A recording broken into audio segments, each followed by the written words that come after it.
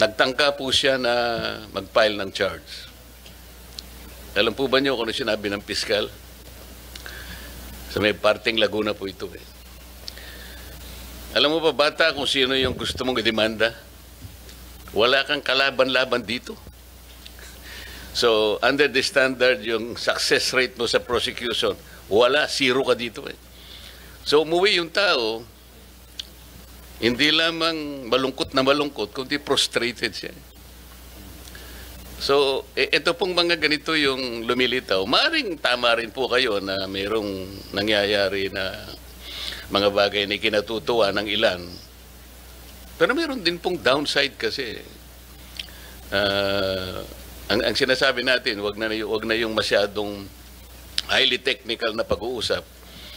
Ilang ma-feel sana ng tao na kasi po, kung hindi naman siya pumupunta sa Bureau of Corrections, paano niya malalaman gaano karami po yung nakukorek natin o ganito. Anyway, kaya ko po tinatanong ito, importante lang na ma-relate po yung Department of Justice sa ordinary na buhay po ng ating mga mamamayan. Yun lang naman po yung ano. Kasi po, kagaya po nung sinabi ni ASEC Jermar kanina, ang DOJ ay talaga namang siya yung ating principal law agency sang-ayon sa ating Administrative Code of 1987. Di ba ma'am, sinabi mo kanina? Siya napaka-importante po ng role na ginagampanan po ng DOJ. Earlier po in our work in the Senate, more particularly the Blue Ribbon Committee, this representation as the erstwhile chairman of the Blue Ribbon Committee tried his best to get to the bottom of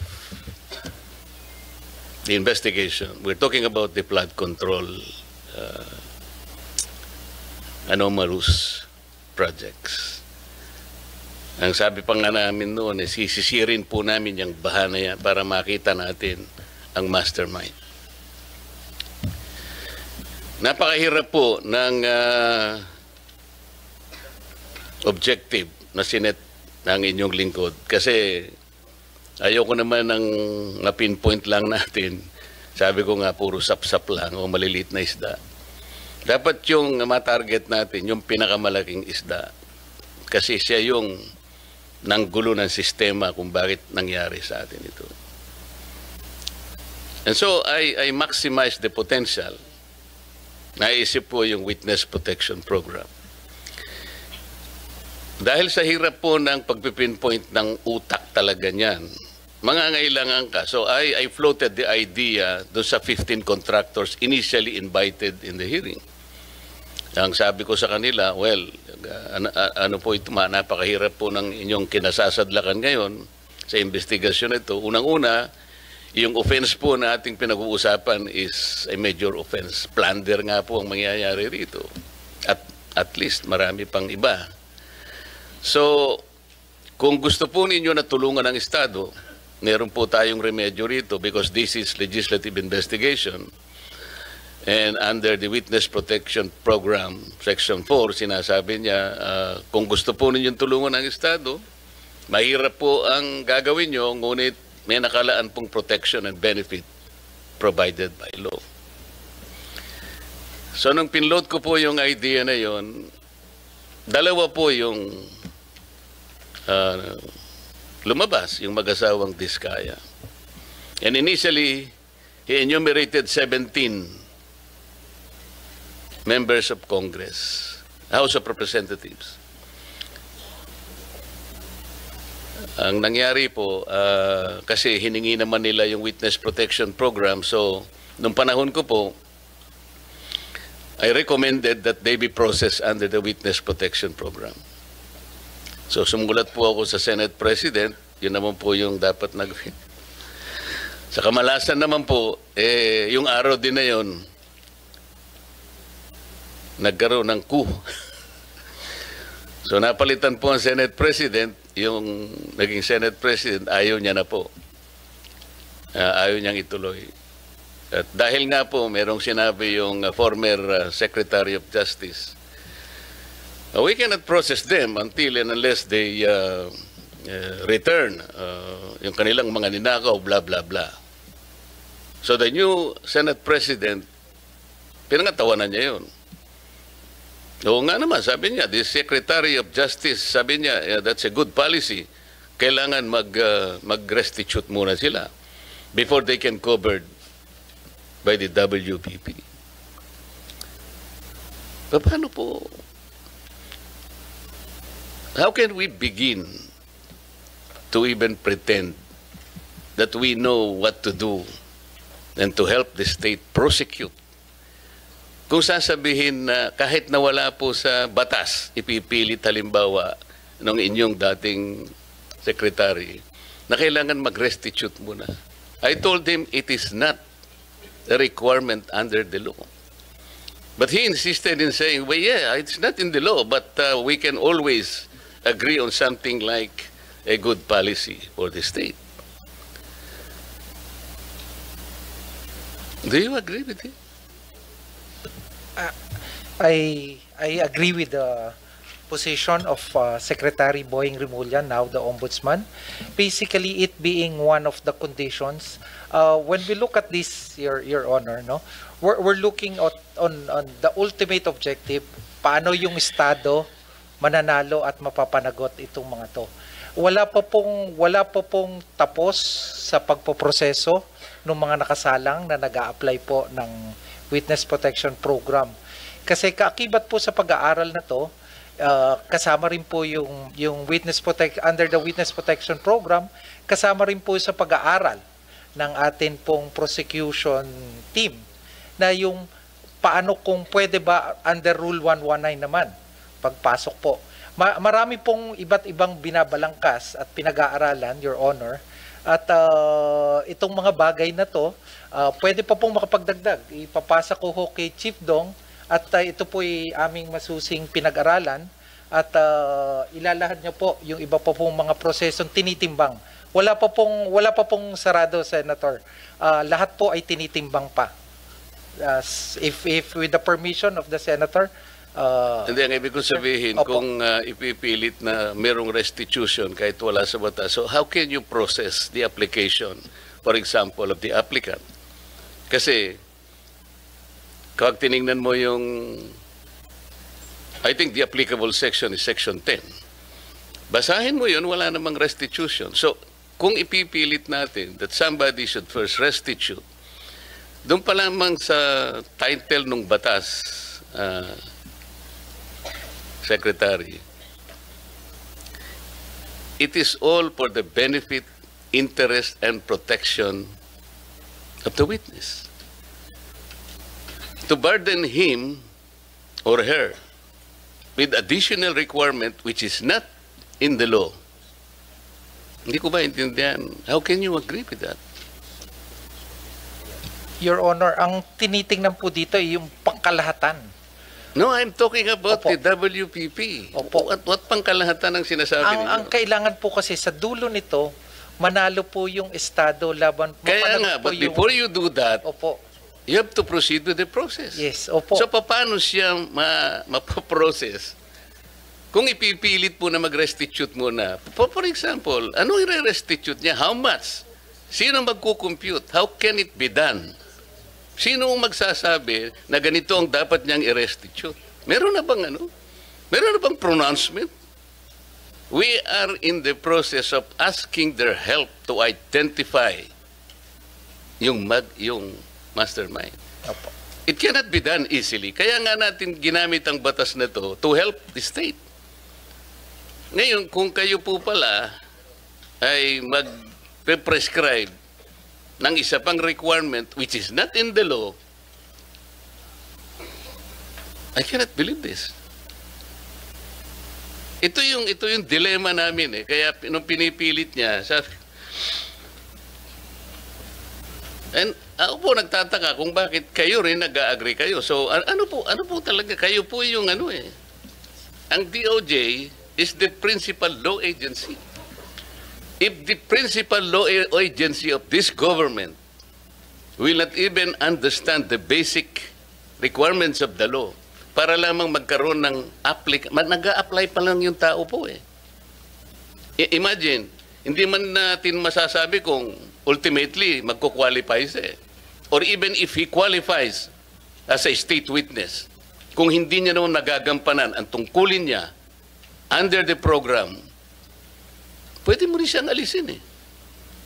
So, the point, Mr. Chair, is they cannot even begin to be processed under the law. Kasi naglalagay po kayo ng requirement which has not been included by law. Sino yung mag-explain ulit? Sabi? May I be educated on that? Yes, Mr. Chairman. I just wanted to make an attempt to reconcile the debate on this matter. There's actually no inconsistency. First, it is correct that under Section 10, the law provides for the qualifications for a person to be qualified as a state witness. Nandun po yung materiality at absolute necessity ng testimony ng tao at corroborated po to on its material points by other witnesses, and that he is not the most guilty. Okay. Now, under Section 5, which refers to the memorandum of agreement that has to be executed between the DOJ and the potential state witness, nakalagay din po dyan yung necessary matters that should bind the agreement dito po sa Witness Protection Program. And under Section 5, letter D, nakalagay din po dyan kung ano po yung legal obligations and civil judgments or civil aspect of the case against him. Ang ibig lang pong sabihin niyan, kakausapin naman po siya, maari pong i-process yung application niya, but under the first statement under Section 5, what specific provision under that law, under that provision? Section 5 po says Ano nga, that basahin mo. before a person is provided protection under this act, he shall first execute a memorandum of agreement, Okay. which shall set forth his responsibilities, including the following. Oh, ano So nga? kasama po dun sa mga obligations. Ano nga? Ito po, to comply with legal obligations and civil judgments. So doon sa civil judgments po, this refers po to the civil obligation pertaining to the May crime. civil judgment. No. We are saying legal obligations. Ang basis po ng legal obligations The basis of legal obligation is the law itself. is the law itself, Oh, which walang includes, nakalagay na restitution. Bakit mo ikokot yung which includes memorandum? po other provisions of law, including the civil code on unjust enrichment. Kasama po yan.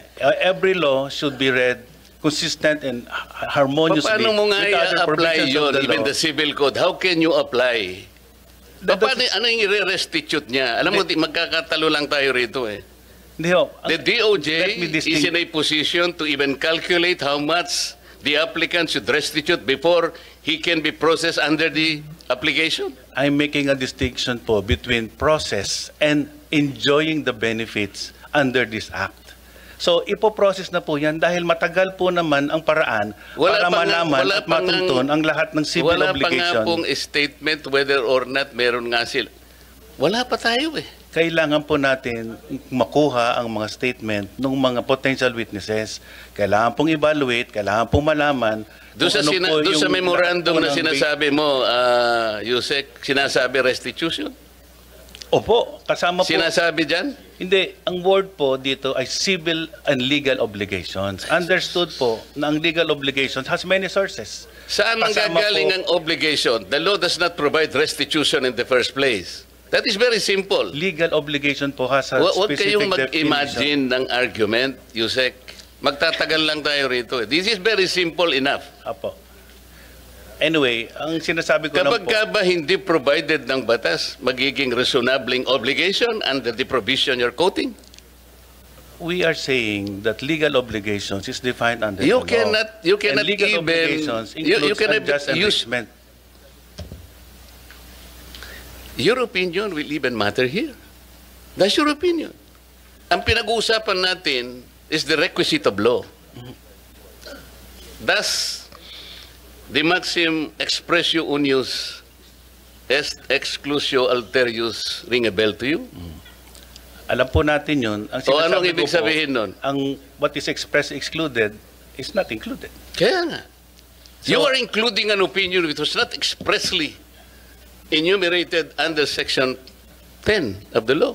We submit, Your Honor, that a witness can be processed under this program, but he cannot receive any of the benefits as stated in Section 5 unless the matter referring to legal obligations is reduced into writing in a memorandum.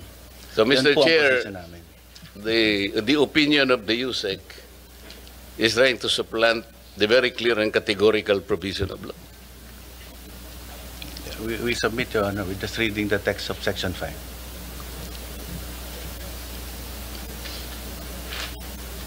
Your Honor, may I also add, we are trying to get to the bottom of the You investigation. are adding an opinion and you are supplanting the basic provision of law.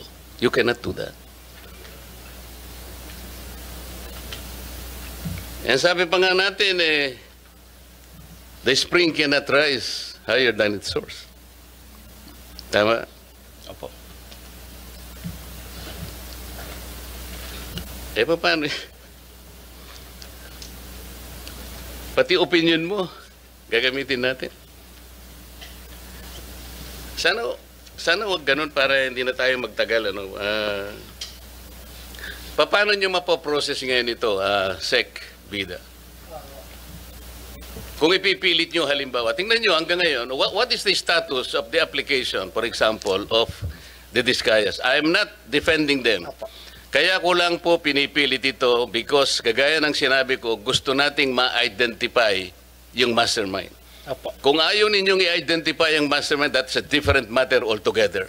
So, kahit na wag nyo na siyang i-process, okay lang. Pero kung gusto nyo malilit na isda lang, kaya ayaw niyang i-process, nasa sa inyo yon. Nasa sa inyo yun. Kasi dito sa inyong presentation,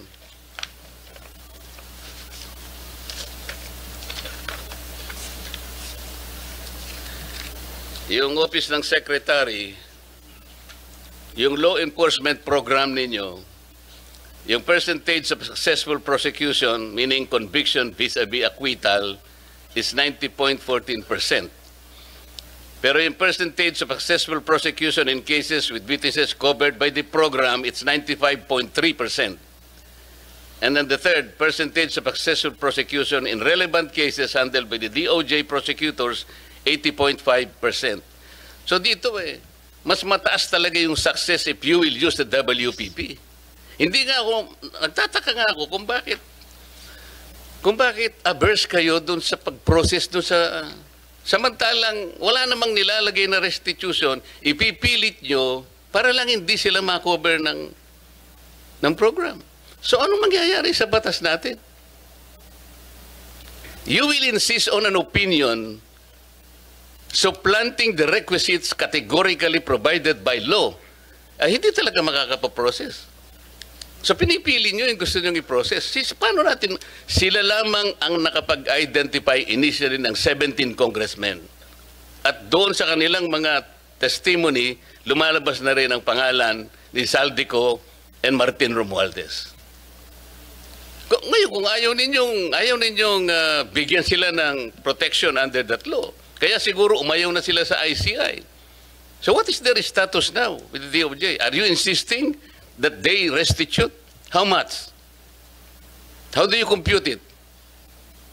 If I may, Your Honor. Oh, yes. If I may, Your Honor, to be consistent, the Department of Justice. No, you are not consistent from the beginning. Huwag mo sasabihin yung to be consistent. Okay. There is no consistency here. Sige. Magkano ang gusto nyong restitute nila in the first place? Okay. Wala pa po sa estado na ganon. So mga tweet, hindi mapoprocess talaga yan. Pinoproseso po namin, Your Honor, yung kanyang application. How can you process the application, Mr. Chair, if you are providing another requisite which is not even written in the law? You are imagining something that is not within the law. You are Department of Justice. Ito yung sinasabi ko sa inyo. You're supposed to be the chief. Pwede ho bang magdagdag, Your Honor? Halimbawa po, sa pagitan po ng pagpapalitan ng statement mula sa witness, sinabi ng isang witness, 'di ba? Kasama ako sa sindikatong ito. Diba? At dahil sa kumita ako, dito sa pagsali ko sa sindikatong ito, kumita ako ng 10 milyon. Kuwasa ho ba naman, hindi pa kukuhanin ng DOJ bago siya matanggap sa Witness Protection Program? Mga practical na aspeto lang po, Your Honor. So ano nga sinabi sa inyo ng mga diskaya? Na-determine ninyo kung magkano ang kinita nila? Diba? Kaya po, Your Honor... Hindi nga, nakuha nyo na ba? Did they admit to you na sila ay nangulimbat ng ganito karaming pera? I have to explain myself. Yeah, po. Hindi ko dinidepensa ng mga taong yon. Opo. Ginawa ko lamang yon doon sa nalalaman ko na ma-identify natin ang pinaka-mastermind dito. Yun lang, wala nang iba. Opo. Kung gusto nyong ang ma-identify, puro butete at saka sapsap, bahala na kayo sa buhay nyo. Gusto rin po namin, Your Honor. Gusto nyo pala eh. Opo. Why are you putting a requirement that is not within the law? Tsaka na natin sila pag na-prosecute na natin yung mandarambong, na-prosecute na natin yung mastermind. Bakit? Makakalampas ba sila sa civil liability? Of course, the court will, in proper time, adjudicate kung anong dapat nilang isoli sa gobyerno. That is the only time when restitution can be done. Kasi mayroong court order eh. Pero sa ngayon, will you abuse your discretion na kaya niyong gawin ito kahit na wala sa batas? How can the Department of Justice do that? You're supposed to be the embodiment of justice. Mr.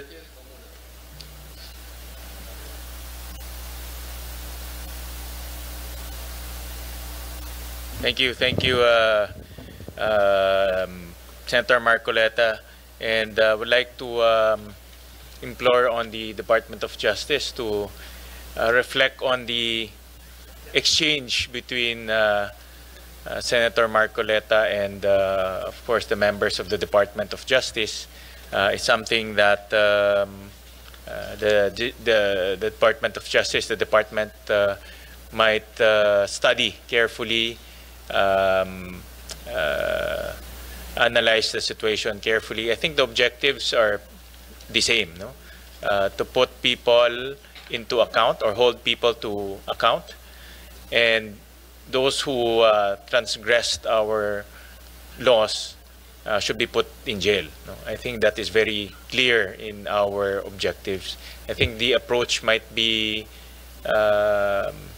different, the opinions might be different, but let's reflect on it, no? Because ang gusto naman natin yung objective na may managot at may makulong at mabilis. No? We will do, Your Honor. Thank you very much. Yes. So while we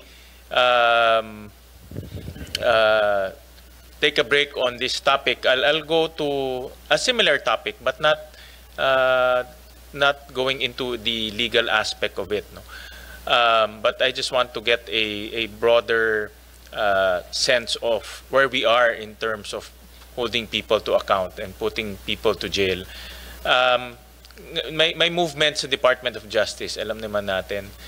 Si Secretary Remulla ngayon nasa Ombudsman at ngayon may bago tayong kalihim, may bago tayong secretary, and then may ICI na binuo. No? So, what is the role now of DOJ, the role of ICI, and the role of Ombudsman in this quest to hold people to account and put people in jail, those who transgressed our laws? So, ano ngayon ang role ng Department of Justice in, kasi parang may added body, no, yung ICI, no? So, paano yung itong interplay or anong mga roles nitong bodies na ito? Ang basic po ng paghabol po sa mga tiwaling lingkod bayan na hindi tumutupad sa kanilang tungkulin sa batas ay nakaatang mayorya sa Ombudsman. Noong 2012 po, merong Memorandum of Agreement ang DOJ at Ombudsman kung saan nagkaroon ng sanipuwersa, paano mausig, paano mapanagot yung mga tiwaling lingkod bayan. At base po dito sa